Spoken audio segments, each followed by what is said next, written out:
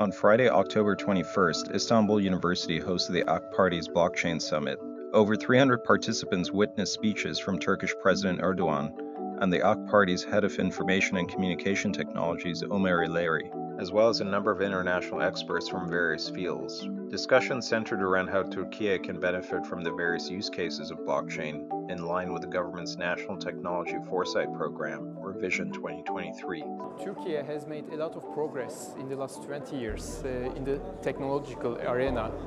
In particular, the defense sector has shown a lot of advancements, right? And the industry here has produced new products and new concepts, I would say.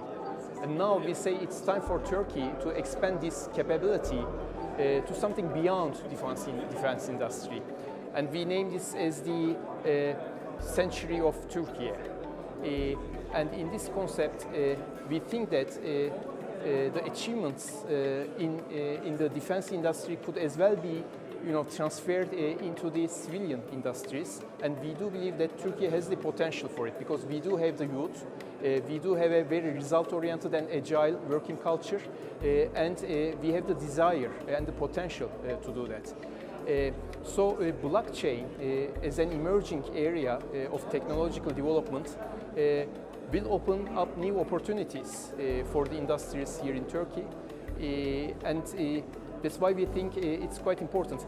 While the Turkish government has barred crypto payments for goods and services since April 2021, it has continued to explore the ecosystem while building several blockchain projects of its own. The country is also home to several global events, such as the Istanbul Blockchain Week and Blockchain Economy Istanbul. The local developer ecosystem is also working hard to bring the next DevCon, a major event for the Ethereum developer community, to Istanbul. But for the ecosystem to thrive, the government will need to strike a balance between regulations that both protect consumers and do not stifle innovation. In order to ensure that the blockchain ecosystem flourishes in Turkey, we need to have in place the relevant regulations. Well, let me start off with saying that Turkey has already put in a lot of effort in developing blockchain technologies. Our governmental agencies, the Ministry of Industrial Development and Technology, for instance, the Office of Digital Transformation that reports directly to the Presidency, has already started numerous projects. But the point we are trying to make here is, in order to ensure that we take large steps in this direction, we need to ensure that the public awareness is also in place. So when it comes to the regulation, the parliament in Turkey has already started to look into these issues and has actually started to put in place a draft towards a regulation for crypto assets. But this, of course, is just the beginning, obviously. This is an ongoing process, I would say. If Turkey can have that insight as well, that if we design a place with rules of the road for businesses, for entrepreneurs to come in, build these blockchain businesses, I mean, that's critical for institutional adoption, I think. There is a strong belief that Turkey's young and tech-savvy population can provide the country with a competitive edge in the global blockchain race. The government has really mobilized a lot of resources for establishing startups, right?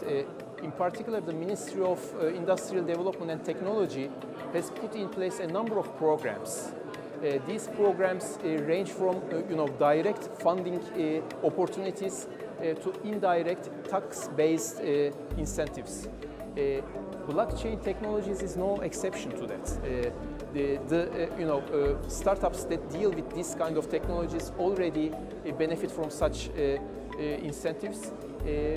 But going forward, I know for a fact that the governmental offices here in Turkey are very much aware of these upcoming opportunities, and I do believe relevant regulations and incentive programs will be put in place in the future.